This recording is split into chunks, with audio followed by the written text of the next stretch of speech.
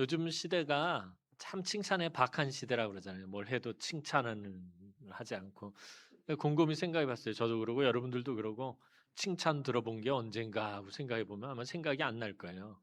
이 칭찬은 고래도 춤추게 한다고 그러는데 이게 칭찬을 하면 칭찬하는 사람도 기분 좋고 칭찬받는 사람도 기분 좋고.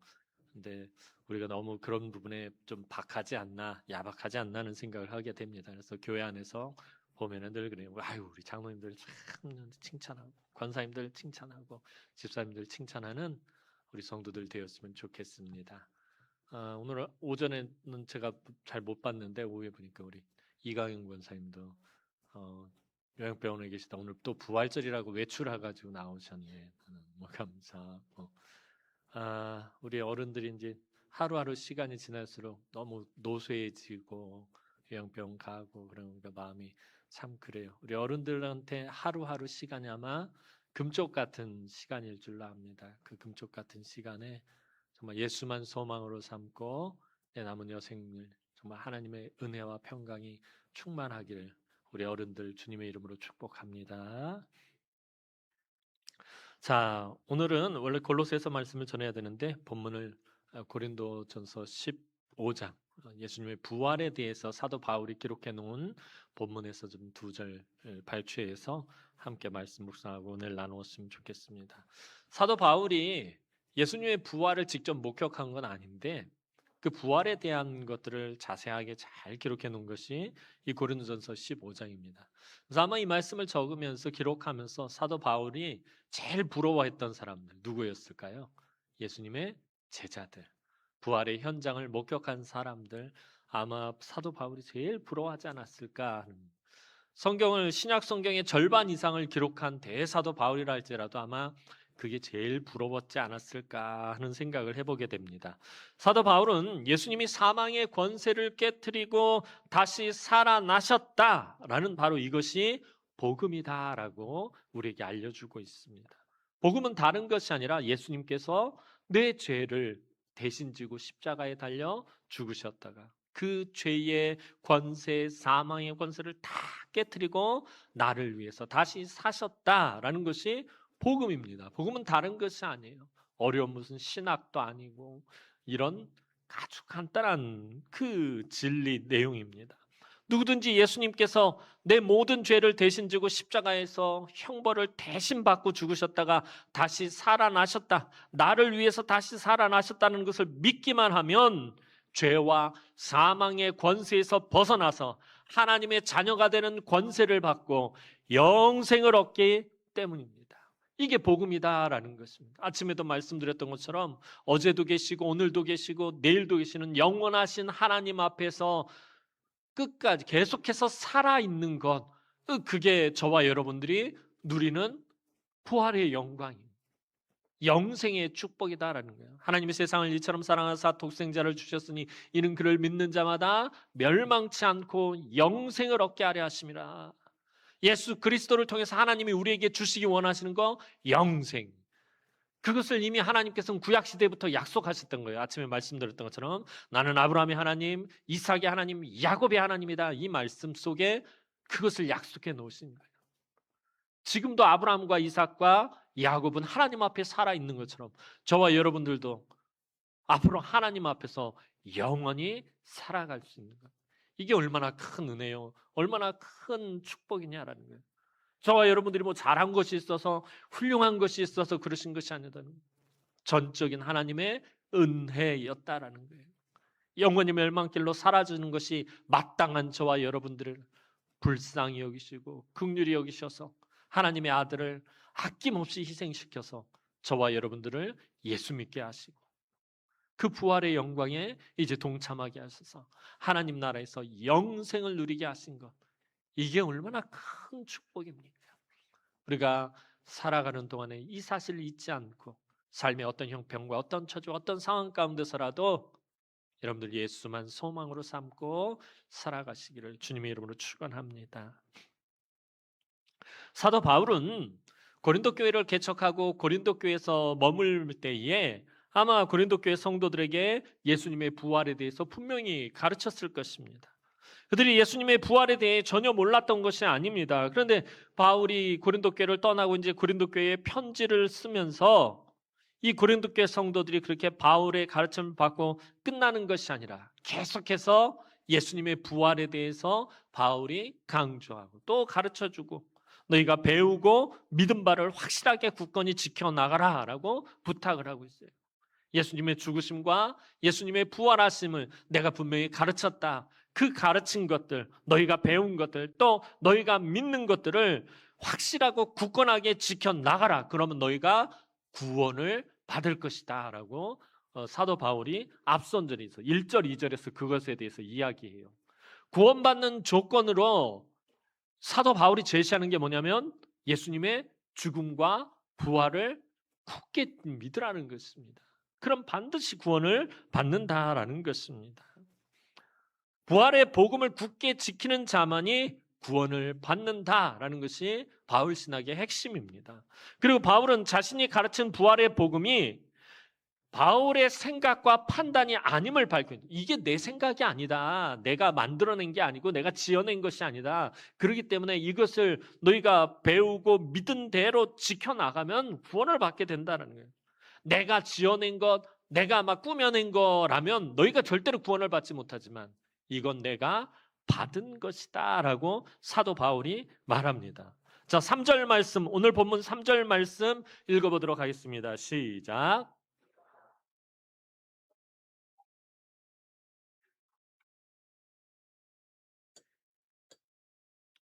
자, 예수님의 부활은 바울이 지어낸 것도 아니고 꾸며낸 것도 아니고 바울이 받은 것이라고 말하고 있습니다. 바울이 예수님의 부활의 복음을 그렇다면 누구에게서 받은 것입니까? 그것은 일단 우선적으로 다메섹 도상에서 만난 부활하신 예수 그리스도에게서 받은 것입니다. 사도 바울은 고린도전서 14장 37절에서 자기가 보내는 이 편지가 지금 고린도 교회에 보내는 이 편지가 주님의 명령이다라고 이미 분명하게 밝히고 있습니다. 사도행전의 바울의 회심 스토리를 보면 주님이 계속 바울에게 말씀하시며 그를 인도하시는 것을 보게 됩니다.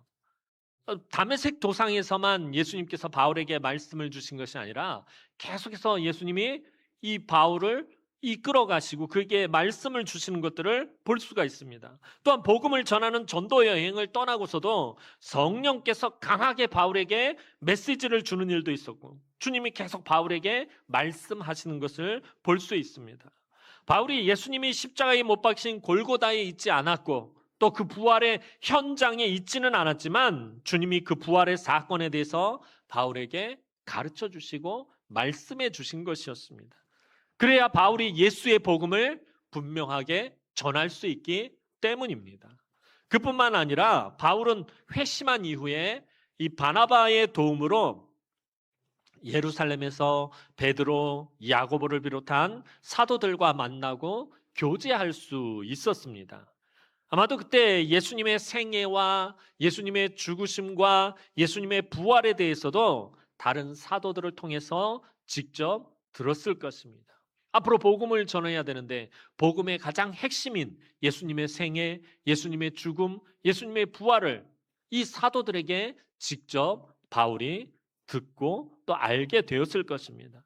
그렇게 주님의 부활에 관한 정보와 자료들을 사도 바울 특유의 학문적 능력으로, 사도 바울이 얼마나 똑똑한 사람입니까? 당대 최고의 학자인 가말리엘에게서 공부를 배운 사람이니까 학문적으로 정말 탁월하고 뛰어난 사람이었어요. 신약 성경의 절반 이상을 기록할 정도로 능력이 탁월했던 바울이 이 부활에 관한 정보와 자료들, 지식들을 그 학문적 능력으로 잘 정리해 놓았다가 각 교회에서 가르쳤고 이렇게 고린도 교회에 편지를 보내며 이미 가르쳤던 부활의 복음에 대해서 다시 한번 강조하고 다시 한번 가르침을 주는 것입니다.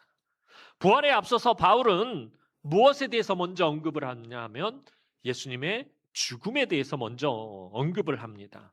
예수님의 죽음과 부활은 뗄래야 뗄 수 없는 관계입니다. 예수님이 다시 살아나시려면 반드시 무엇이 선행되어야 합니까? 예수님의 죽으심이 선행되어야 합니다.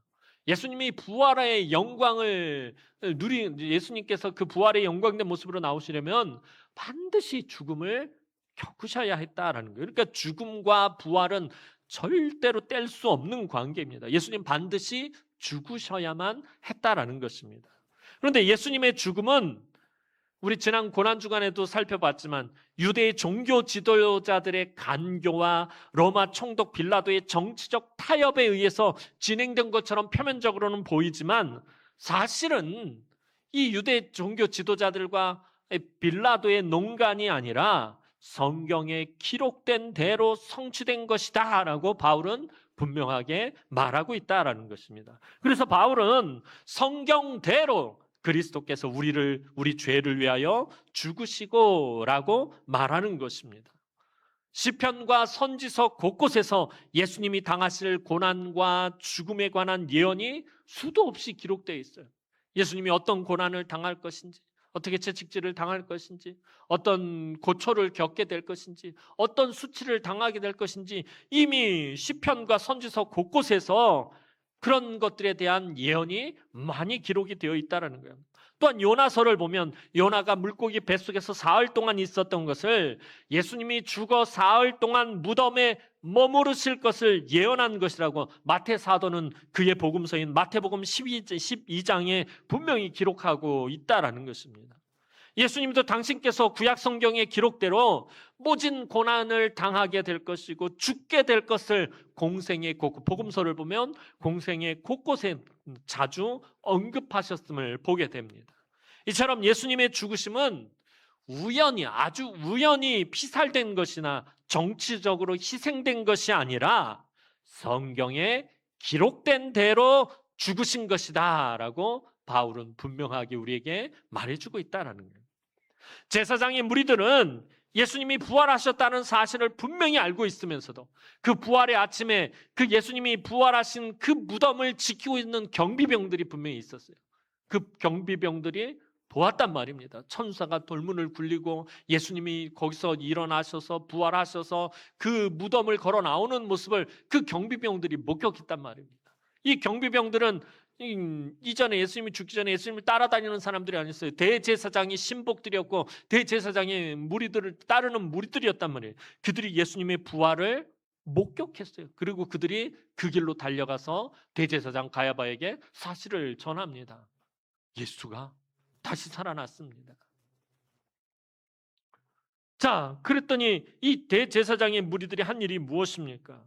그 사실을 감추기 위해서 예수님의 죽음을 흐리고 왜곡시키고 변질시키려고 하는. 그래서 무덤을 지키던 경비병들에게 무엇을 줍니까? 뇌물을 주었다라고 성경은 말하고 있어요. 뇌물을 주고 제자들이 예수님의 시체를 훔쳐가고는 예수님이 부활을 하셨다고 거짓을 주장한다고 소문을 내라 하고 그들에게 많은 뇌물을 주었다는 거예요. 아니, 예수님 부활하신 것을 목격하고 예수님이 부활하신 것을 알렸는데 그 소식을 들은 반응이 뭐예요? 뇌물을 주고 그것을 거짓으로 덮으려고 한다는 거예요. 그러니까 아침에 말씀드렸던 것처럼 왜 예수님이 그 부활하신 몸을 대제사장 무리들에게 보이지 않으셨냐는 거예요. 가서 보이셔도 믿지 않을 게 뻔하거든요.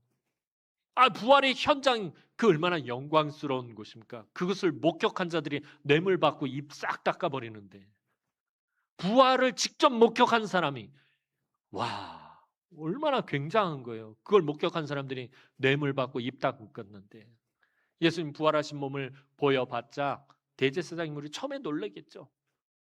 아니, 깜짝 놀라고 당황하겠죠. 그러나 그 부활의 사실을 거절하고 거부하고 받아들이지 않을 게 뻔했기 때문에 예수님은 대제사장의 무리들에게 당신의 부활하신 몸을 보이지 않으셨다라는 거예요. 그 후로도 예수님의 부활을 부인하기 위해 예수님이 십자가에서 죽은 것이 아니라는 사실을 십자가에서 기절했는데 로마 군인들이 죽은 걸로 착각하고 무덤으로 보냈다가 기절하신 예수님이 깨어나신 것이라고 말도 안 되는 것을 주장하는 사람들이 역사 속에서 등장합니다. 사탄이 예수님의 부활하심을 지우기 위해 산 일이 뭐냐면 예수님이 죽지 않았다라는 거예요. 아까 말씀드렸던 것처럼 부활하기 위해서 반드시 선행되어야 되는 조건이 분명히 죽어야 하기 때문에 이 부활을 지우기 위해서 예수님의 죽음을 흐리게 만들었다라는 거예요.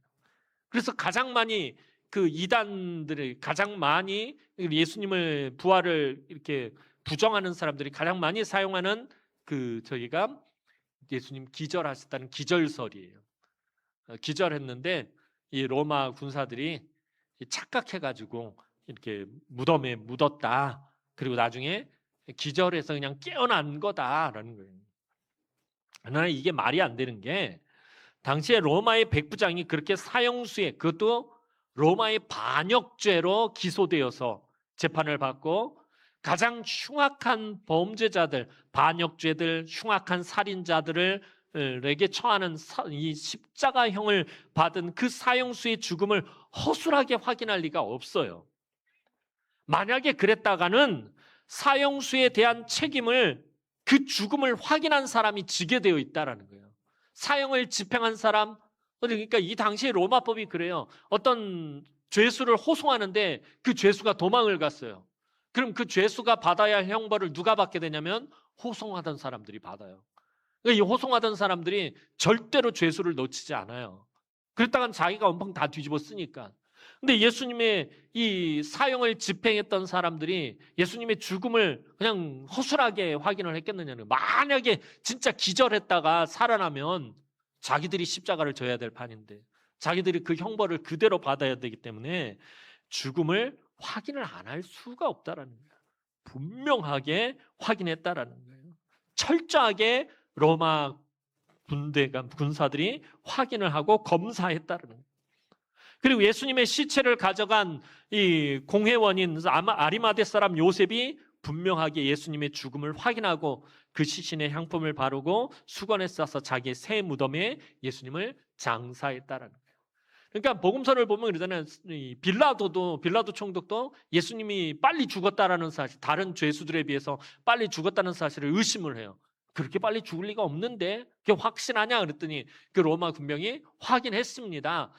그 창으로 옆구리를 찔렀더니 물과 피가 쏟아져 나오더이다. 죽은 거 맞군. 빌라도도 그 죽음을 분명하게 확인을 했다라는 것입니다. 그리고 아리마대 사람 요셉이 금요일 밤에 찾아가서 예수님의 시체를 달라고 요구하고, 그때 또 한 번 확인을 하고 내주었을 거예요. 그리고 아리마대 사람과 니고데모가 준비한 향품으로 예수님을 싸서 요셉의 새 무덤에 예수님을 장사했어요. 이렇게 예수님의 죽음은 분명한 역사적 사실이었다라는 것입니다. 그리고 이러한 분명한 죽음 가운데 예수님은 다시 살아나신 것입니다. 자, 오늘 본문 4절 말씀 읽어보도록 하겠습니다. 4절 말씀입니다. 시작.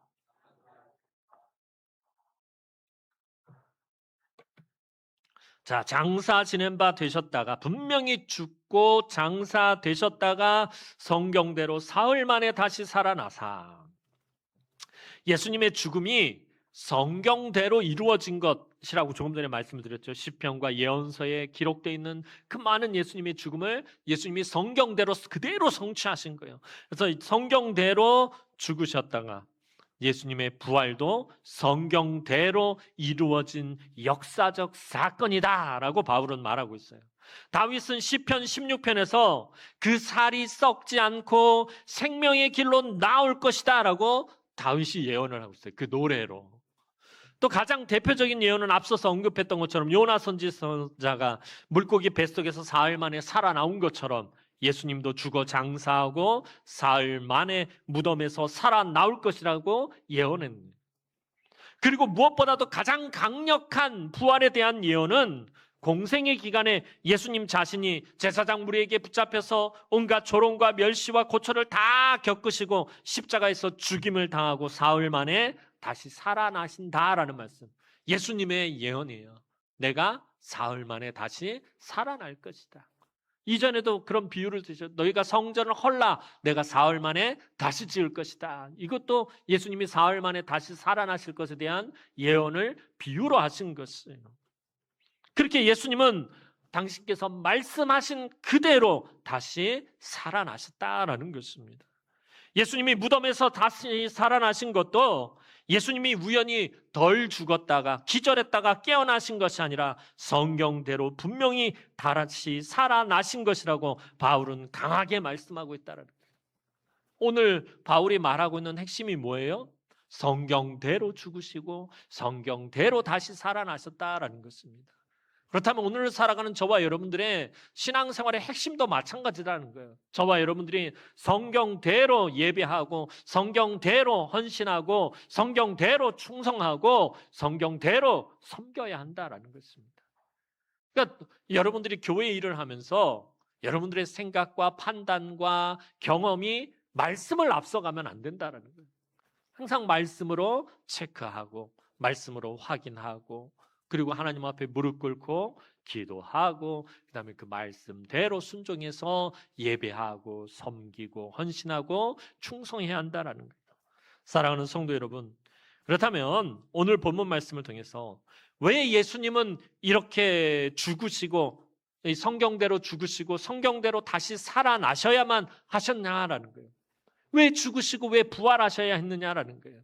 그것은 3절 말씀에 그 답이 있습니다. 자, 오늘 본문 3절 말씀 다시 한번 읽어보도록 하겠습니다. 3절 말씀 다시 읽어봅니다. 시작.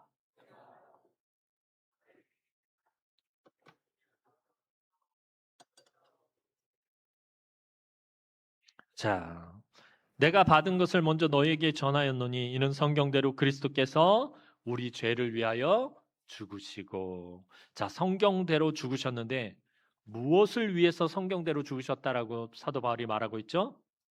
우리 죄를 위하여 라고 기록하고 있어요. 우리 죄를 위하여라는 그냥 쉽게 얘기하면 우리를 위해서, 나를 위해서. 예수님은 나를 위해서 성경대로 죽으시고 나를 위해서 성경대로 다시 살아나셨다라는 것입니다. 우리를 위해서라면 우리를 살리고 우리를 치료하시고 우리를 위로하시고 우리를 회복하시고 우리를 용서하시고 우리를 구원하시기 위해서라면 예수님은 못할 일이 없으시다라는 것입니다. 예수님은 우리를 구원하시기 위해서라면 우리에게 하나님 앞에서의 영원한 삶을 위해서라면 못하실 일이 없다라는 거예요. 지금이라도 다시 십자가를 지시라고 그러면 지실 것이다라는 것입니다. 기꺼이 당신의 몸을 십자가의 속죄의 제물로 내어주셨고 죽기까지 물과 피를 다 쏟으신 후에 정말 죽으셨고 죄와 사망의 권세를 완전히 깨뜨리고 다시 살아나셨어요. 처음부터 끝까지 예수님의 죽음과 부활, 예수님께서 이 땅에 오심과 그 생애와 죽음과 부활, 처음부터 끝까지의 모든 것이 다 누구를 위해서? 누구를 위해서? 나를 위해서는. 나를 위해서 하늘의 모든 영광을 버리고 이 낮고 천한 곳까지 내려오셨고 우리를 위해서 가난한 목수의 인생을 사시다가 공생애에 들어오셔서 하나님 말씀을 가르치고 천국을 선포하시고 온갖 많은 병자와 약자와 불쌍한 사람들을 긍휼히 여기시고 고치시고 치료하시고 결국에는 십자가에 온갖 모진 고초와 고난들을 다 당하시고 죽으셨다가 다시 살아나신 것 다 나를 위해서다라고 오늘 사도 바울은 분명히 말하고 있다는 거예요. 그래서 예수만이 우리의 소망이 된다는 거예요. 예수만이 우리의 소망이 되는 거예요. 성경이 우리에게 요구하는 게 뭐예요? 오직 믿음의 주요 온전하게 하시는 인 예수를 바라보자 하는 거예요. 예수만 바라보자는 거예요. 여러분들의 삶에 어떤 형편, 어떤 처지 가운데 여러분들이 잘 되고 여러분들이 복을 받고 여러분들이 건강하고 여러분들이 돈을 많이 벌 때만 예수를 바라보자가 아니라 여러분들이 비록 하는 일이 안 되고 걱정과 근심과 염려가 넘쳐나고 중병에 들고 또 너무 힘들고 어려움 가운데 있다 할지라도 믿음의 주요, 나를 예수 믿게 한 그 믿음, 내가 믿은 것 아니다라는 거예요. 믿음의 주요라는 말은 그 믿음조차도 주인이 있다라는 거예요.